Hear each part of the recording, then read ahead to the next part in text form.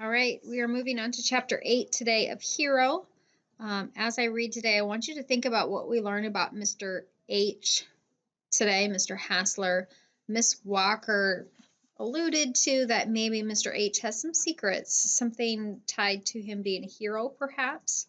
In the last pages that we read, we're also going to find that there's some things that he does not share today. So be listening for both of those things. What we learn about Mr. H today and about his past, and what does he not share, and why might that be important? Chapter 8. That afternoon was full of back-breaking work. James and I unloaded 25 heavy bags of feed from the truck and lined them up in the feed room. Then, instead of finishing the vegetable garden, James had me help him move 60 bales of hay from the hay barn to the horse barn, and another 20 bales went to the cow barn. When I went to feed Nicker that evening, I was so tired that he almost managed to knock me over. That evening, I helped James prepare dinner. It was the first time I have ever actually helped cook a real meal. I had used the microwave plenty of times, but Mr. H didn't even own a microwave. I didn't know what I was supposed to add flour. I did not know I was supposed to add extra flour because of the altitude, so the muffins were flat. Also, I let the beans cook too long, so they were mushy, but neither H nor James seemed in the mood to complain. "You've done a nice job with the foal, Sean," James said around a mouthful of potatoes. "We might want to see how Manda takes to him tomorrow." I choked on my beans. "His mom? But you told me she doesn't want him." "Well, she did not, it's true. But it might be that now that she's had time, she may have changed her mind." "Yeah, but she might not have changed her mind. Why take the chance? Nicker might get hurt. Or it might turn out he has a mama who loves him. We don't know. She accepted one of the foals she rejected at birth, but the others had to be removed permanently. The only way we can find out is by trying. But if he's doing well without her, why mess with it?" I turned to Mr. H. "I don't mind being his mom. He's already accepted me." Mr. H didn't say anything. "He doesn't need his mom," I said desperately. "Isn't that a decision that he and his mom should make?" Mr. H said softly. I attacked my hamburger, slicing it with my knife. "I would rather he misses his mom than be hurt by her," I muttered. "What?" James asked. "Nothing." The only sound for the next few minutes was the scraping of silverware against the plates. I did not want to think about Nicker's mother. I needed something else to think about. "So are you going to tell me about the time you went above and beyond the call of duty?" I asked finally. James tried to cover up a chuckle with a cough, and they exchanged looks, and Mr. H sighed heavily. "I hope you haven't been looking forward to a spectacular story all day, Sean. It isn't as impressive as Miss Walker tries to make it sound." James raised his eyebrow and shook his head. "I don't care how impressive it is," I said slowly. "I just think I deserve to hear the story." "Oh, really?" he countered. "And what have you done to deserve this story?" "I have been working harder than I ever had," I said truthfully. He smiled. "And I hope that trend is going to continue." I nodded, trying to look as serious and committed as I could. I was getting pretty curious about the story. "I guess some people say I went above and beyond on one day in May of 1944. But you don't consider it going above and beyond." "Not really." "Why don't you just tell the story and let Sean judge for himself?" James suggested. Mr. H fiddled with his pipe for so long I thought he would never answer the question. Just as I was about to say something, he finally began. "Well, it was May, but in Germany in '44 you couldn't tell it was springtime.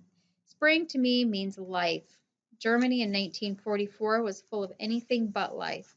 Death was all around us. We had been engaged in a battle with a German battalion for 12 hours when we got the orders to pull out, so the captain had us started heading back towards France.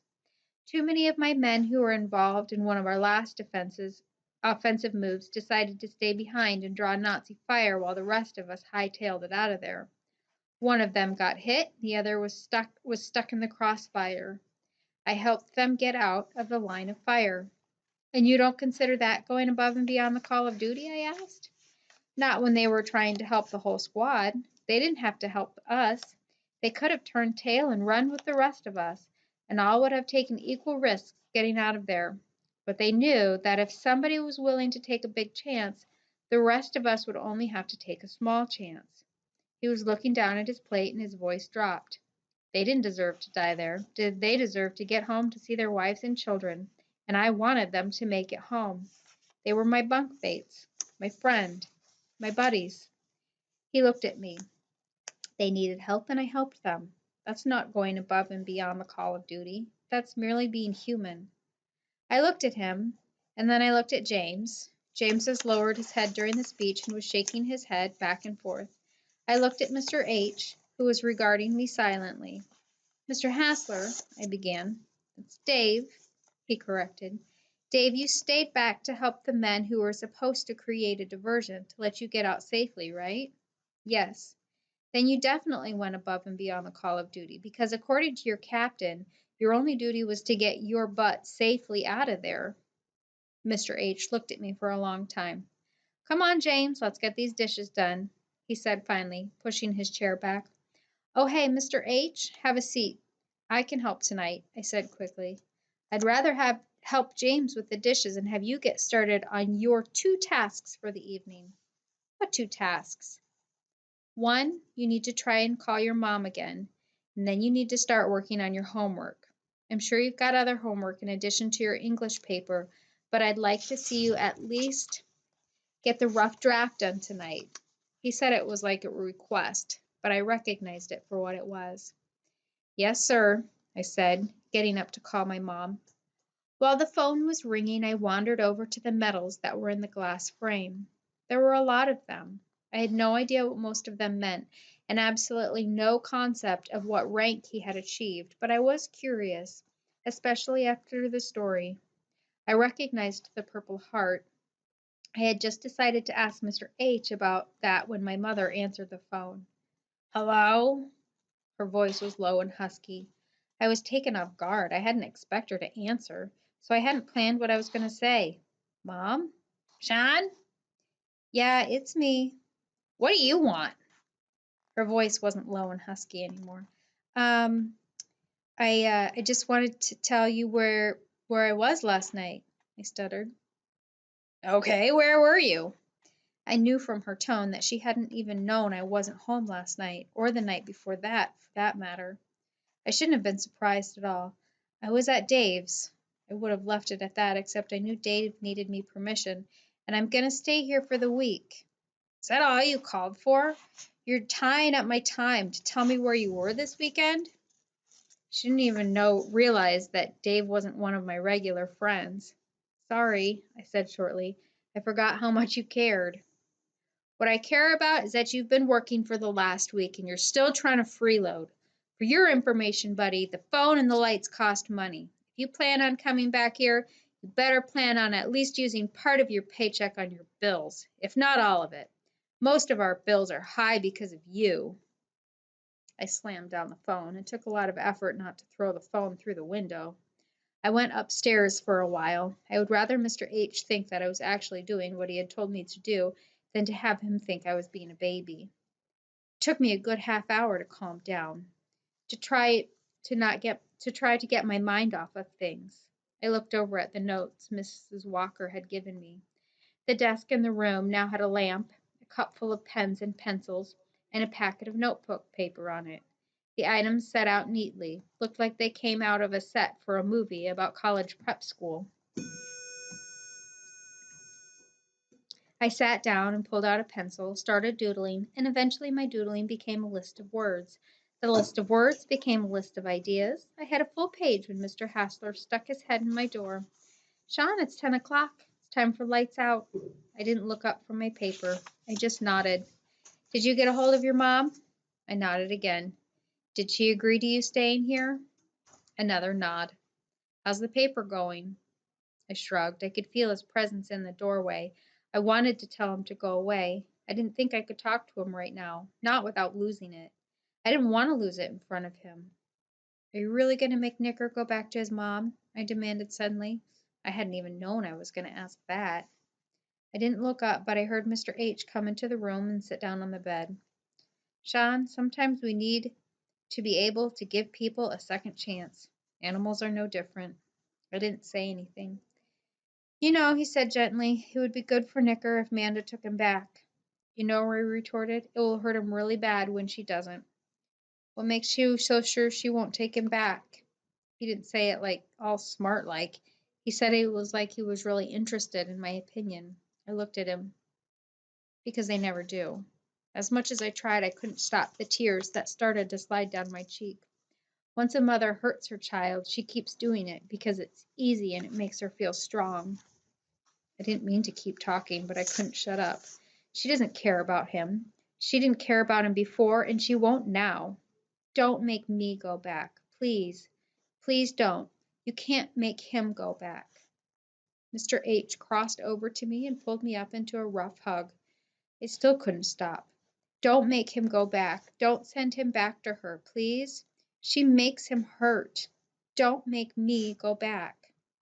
Mr. Hassler never said anything. He just held me, and when my tears finally stopped, he didn't say anything. He just patted me on the back and said, I'll see you tomorrow. And I went down the hall to his room. Breakfast the next morning was quiet. I didn't know what to say to Mr. H. After I had crawled in bed, I had cried myself to sleep. I hadn't broken down and cried like that since the last time my dad dropped me off at my mom's house. I wasn't able to stop myself from crying either time. James came in as if we were washing up the dishes. Morning, boss. Sean, he said, nodding to each of us. Good morning, we replied at the same time. Mr. H sounded only a little more lively than I did. What's the schedule for today, boss? James asked, sitting down. Well, I think Sean ought to finish the vegetable garden today. You can take care of the feeding, and then I thought maybe we ought to move the cattle from the far pasture into the east pasture because the weatherman seems to think we've got a storm front coming in for the weekend. It's fine with me, said James. And then, Mr. H continued, I thought you and Sean could start sorting and piling pumpkins for the elementary school. Good enough, James said, standing up. But when are we going to try Nicker with Manda again? Mr. H looked at me. I've decided that we're not going to. Okay, then, said James after a moment of hesitation. You're the one who knows what you're doing. Why are we sorting pumpkins? I asked to cover up my confusion. We donate pumpkins to school each year, James. Yeah, James said, and that's why you're here. Huh? This ranch qualifies to receive community service because we make so many donations to the community. Pumpkins for Halloween, trees for Christmas, and then we run a youth summer camp for underprivileged kids. That's why we get you. Oh, I said, and I went back to washing dishes. Fertilizing the garden wasn't as bad that morning. It was getting colder out, so the stuff didn't stink nearly as much. I was really glad I took the jacket Mr. H gave me. I didn't want to let Nicker out of the paddock after feeding him because I thought it was too cold, but James said it would be good for him. Every once in a while I was spreading the fertilizer, I would catch a glimpse of him romping between the barns.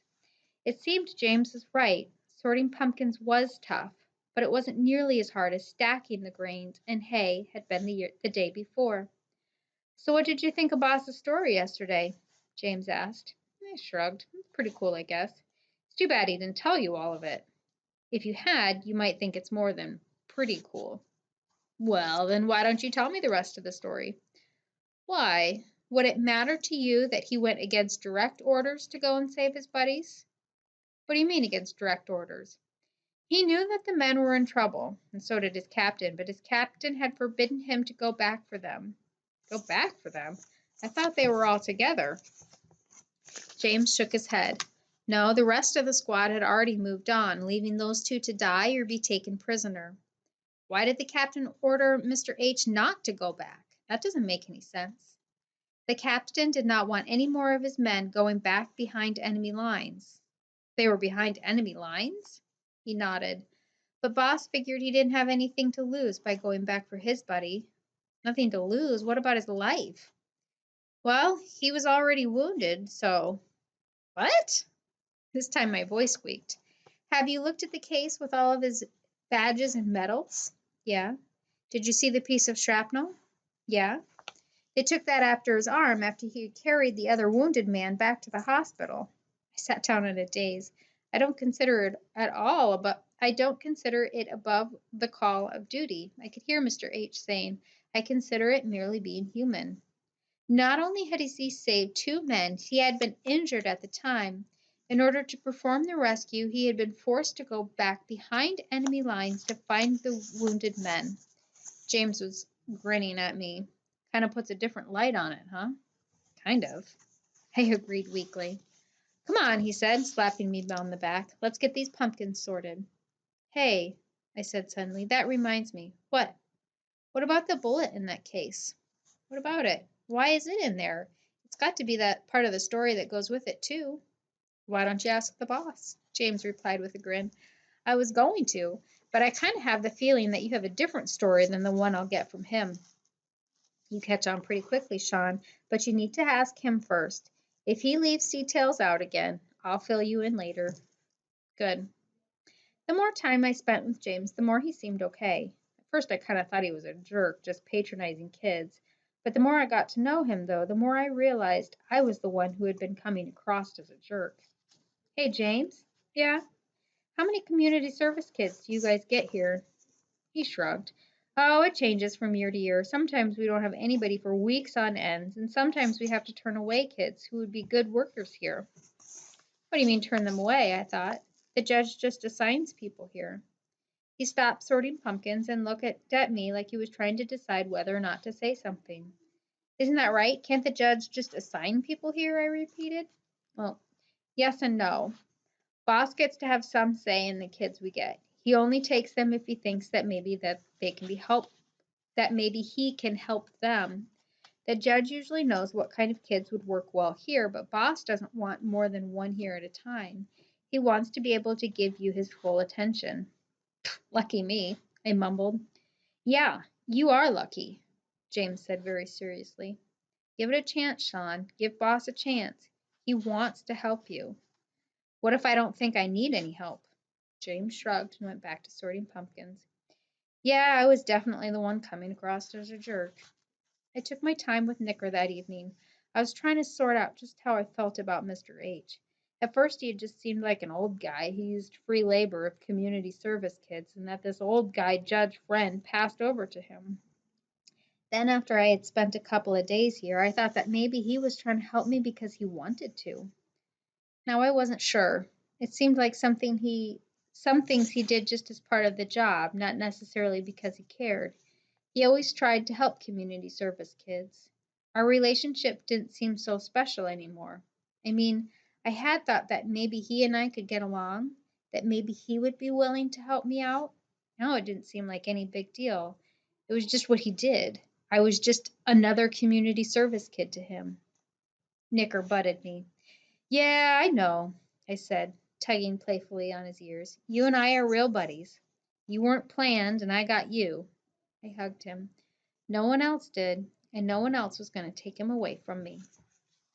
All right, that's the end of chapter 8. I hope you enjoyed chapter 8 of Hero. Don't forget to log back on tomorrow, and we'll do about half of chapter 9 tomorrow.